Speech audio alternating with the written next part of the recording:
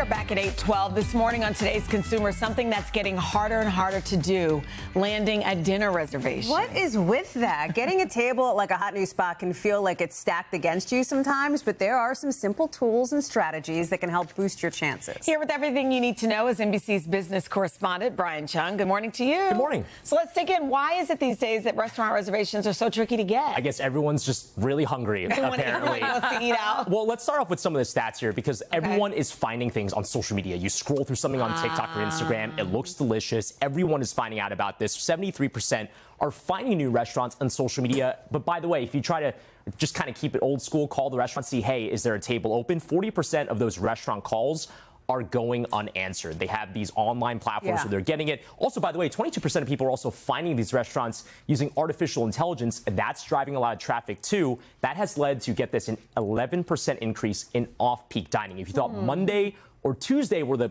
guaranteed days to get a table, well, actually 11% increase on both of those days in just the last year, I think in part because some of those trends. If the restaurant's even open on a Monday, which can be tricky. So then what's the strategy? What should people be thinking about and doing? Going online? Okay, well, first off, check when the reservation's open. This is a trend that we're seeing a lot of restaurants do, where they essentially release these batches of 14-day, 30-day windows sometimes, where at a certain time, you have to go online and figure out what time that is. They'll just release the batch of all those reservations over that window. So first off, look to see what those times are online and then set a reminder. Just say, hey, an alarm on your phone. It goes off 5 minutes before the reservation's open. Refresh. It's literally like buying a pair of sneakers. I mean, you have to be first in line. Oh, you have to be first. And so, again, turn on those notifications. But look, worst case scenario, ask about walk-ins, because you're going to notice some reservations online you can only get like before 5:30 p.m. or maybe then after 9 p.m. because some restaurants want to keep that prime time for dining for walk-ins. So if you don't see a reservation, doesn't mean there aren't tables, but you just have to ask. We were literally just talking about that. I feel like, though, there will be a day, maybe it's happening already,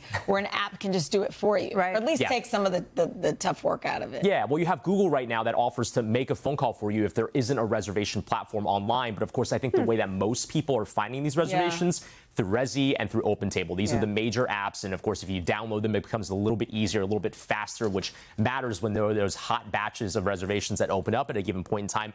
Credit card is a good way to also get a reservation. Amex, Capital One, Chase, they all have these portals where there are dedicated tables only for cardholders. And then also DoorDash.